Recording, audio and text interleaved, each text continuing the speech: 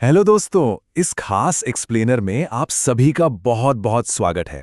आज हम जिस टॉपिक पर बात करने वाले हैं ना, वो बाहर से देखने में किसी चक्रव्यूह जैसा लगता है। जी हाँ, सिविल सेवा परीक्षा। लेकिन घबराइए मत, आज हम इस पूरी जटिल प्रक्रिया को एकदम आसान और बोलचाल की भाषा में डिकोड करने वाले हैं। खासकर अगर आप अपनी तैयारी बिल्कुल शुरुआत से कर रहे हैं, तो यकीन मानिए, ये चर्चा आपके लिए एक बेहतरीन रोड मैप साबित होने वाली है। तो चलिए सीधे मुद्दे पर आते हैं।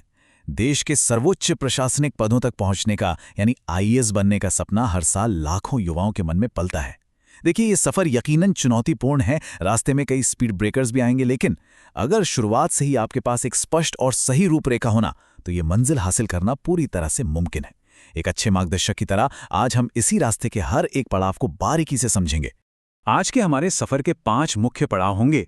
सबसे पहले हम यूपीएससी परीक्षा के 3 चरणों को समझेंगे, फिर प्रारंभिक परीक्षा का पैटर्न और उसकी चुनौतियां, उसके बाद मुख्य परीक्षा के 9 पत्रों का ढांचा, फिर जानेंगे कि वैकल्पिक विषय चुनने का सही तरीका क्या है, और अंत में बात करेंगे समय प्रबंधन की एक अचूक रणनीति पर। तो चलिए सबसे पहले बात करते हैं पहले पड़ाव की, यूपीएससी परीक्षा के 3 चरण। यूपीएससी दरअसल उम्मीदवारों को 3 क्रमिक चरणों में परखता है। इसे आप एक बहुत बड़े फिल्टर की तरह समझिए। पहला है प्रारंभिक परीक्षा या प्रीलिम्स, जो सिर्फ एक ऑब्जेक्टिव स्क्रीनिंग टेस्ट है। इसे पार करने के बाद आता है दूसरा चरण, मुख्य परीक्षा या मेंस, जो एक काफी लंबी चौड़ी लिखित परीक्षा होती है। और फिर सबसे आखिर में होता है पर्सनैलिटी टेस्ट, जिसे हम इंटरव्यू कहते हैं। आपको बता दें कि हर साल करीब 10 से 12 लाख लोग इसके लिए फॉर्म भरते हैं, लेकिन हर चरण से छटनी होती जाती है और केवल कुछ ही दृढ़ निश्चयी लोग उस फाइनल लिस्ट तक पहुंच पाते हैं। अब बढ़ते हैं आगे और गहराई से समझते हैं हमारी पहली बड़ी चुनौती को, प्रारंभिक परीक्षा का पैटर्न और उसकी असल चुनौतियां। अब यहाँ एक बहुत ही दिलचस्प बात छिपी है जो हर नए कैंडिडेट को पता होनी चाहिए। प्रीलिम्स में 2 पेपर होते हैं और दोनों ही 200 अंकों के होते हैं।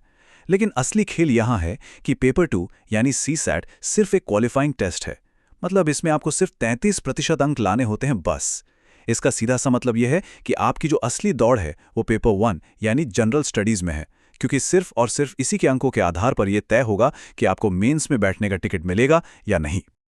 लेकिन जरा ठहरिए, यहाँ एक बहुत बड़ा कैच भी है, 1/3 नेगेटिव मार्किंग। जी हाँ, 1/3 नेगेटिव मार्किंग का नियम। अगर आपने कोई गलत उत्तर दिया तो आपके सही कमाए हुए अंकों में से भी नंबर कट जाएंगे। नए उम्मीदवारों के लिए एक बहुत बड़ी चेतावनी है कि यहाँ सिर्फ हवा में तीर चलाना या तुक्केबाजी करना बहुत भारी पड़ सकता है। सटीकता यानी एक्यूरेसी ही यहाँ बचने का एकमात्र रास्ता है। प्रीलिम्स की बाधा पार करने के बाद अब हम आते हैं सबसे महत्वपूर्ण हिस्से पर, मुख्य परीक्षा के 9 पत्र। अगर हम प्रीलिम्स और मेंस की तुलना करें ना, तो दोनों में जमीन आसमान का फर्क है। प्रीलिम्स जहां सिर्फ ऑब्जेक्टिव सवालों के जरिए भीड़ कम करने का काम करता है, वहीं मेंस पूरी तरह से एक वर्णनात्मक और विश्लेषणात्मक परीक्षा है। यहां अब ABCD पर टिक लगाना काम नहीं आएगा। यहां आपकी वैचारिक गहराई, किसी समस्या को सुलझाने की आपकी क्षमता और सबसे बढ़कर सटीक उत्तर लिखने की आपकी कला की असली परीक्षा होती है। अब मेंस का ढांचा सुनने में थोड़ा भारी लग सकता है, पर चलिए इसे आसान बनाते हैं। इसमें कुल 9 पेपर होते हैं। इनमें से 2 भाषा के पेपर होते हैं जो सिर्फ क्वालिफाइंग हैं। उनके नंबर मेरिट में नहीं जुड़ते। असली मुकाबला बाकी 7 पेपरों में है, जिनमें एक निबंध यानी एसे का पेपर है, 4 जनरल स्टडीज के पेपर हैं और 2 पेपर आपके चुने हुए वैकल्पिक विषय के होते हैं। इन 7 पेपरों को मिलाकर आपकी फाइनल मेरिट बनती है, जो कुल 1750 अंकों की होती है। ये आंकड़ा डरावना लग सकता है, लेकिन अगर एक एक करके तैयार किया जाए तो ये बहुत ही व्यवस्थित है। अब आते हैं उस सवाल पर जो हर कैंडिडेट को परेशान करता है, वैकल्पिक विषय यानी ऑप्शनल का सही चयन। तैयारी के दौरान हर नया कैंडिडेट इसी उलझन में रहता है कि भाई 48 ऑप्शंस हैं, मैं अपने लिए सही विषय कैसे चुनूं? तो यहाँ सबसे अहम बात यह है कि किसी टॉपर की देखा देखी या पिछले साल के ट्रेंड्स के आधार पर सब्जेक्ट बिल्कुल मत चुनिए। दृष्टि आईएएस के विश्लेषण के मुताबिक इसके 4 बहुत ही लॉजिकल मापदंड हैं। पहला, क्या उस विषय में अच्छे अंक लाए जा सकते हैं? दूसरा, क्या आपकी उसमें कोई व्यक्तिगत रुचि है? तीसरा, उस विषय का आपके जनरल स्टडीज के सिलेबस के साथ कितना ओवरलैप है, यानी वो जीएस में कितनी मदद करेगा? और चौथा, उस विषय का सिलेबस कितना लंबा है? अब आप सोच रहे होंगे कि एक ऑप्शनल सब्जेक्ट चुनना इतना बड़ा फैसला क्यों है? असल में बात यह है कि जनरल स्टडीज़ के पेपर में ज़्यादातर गंभीर और अच्छे कैंडिडेट्स के अंकों में बहुत मामूली सा ही अंतर होता है। लेकिन अगर आपने एक सही वैकल्पिक विषय चुना है और उस पर आपकी पकड़ अच्छी है, तो ये आपको सीधे 20 से 50 अंकों की एक विशाल और निर्णायक बढ़त दिला सकता है। सच कहूं तो यही वो बढ़त है जो आपको आपका मनपसंद आईएएस कैडर दिला सकती है। ये एक रियल गेम चेंजर है। चलिए, पैटर्न और सिलेबस की बात हो गई। अब आते हैं सबसे प्रैक्टिकल और जरूरी हिस्से पर, समय प्रबंधन और पढ़ाई की रणनीति। देखिए, प्रीलिम्स को क्रैक करने की रणनीति असल में एक लूप की तरह है, एक साइकिल की तरह। सबसे पहले जो पढ़ा है उसका बार बार रिवीजन करना, फिर पिछले वर्षों के प्रश्न पत्रों यानी PYQs को हल करना और अंत में टेस्ट सीरीज देकर खुद को परीक्षा के असली माहौल के लिए तैयार करना। जो कैंडिडेट लगातार इसी चक्र में घूमता रहता है, उसकी सफलता लगभग तय हो जाती है। शुरुआती दौर में आपको अक्सर ऐसा लगेगा कि आपकी तैयारी अभी अधूरी है, मेरा तो सिलेबस ही पूरा नहीं हुआ। लेकिन यहाँ राउज आईएएस का एक बहुत ही सुनहरा नियम हमेशा याद रखिएगा।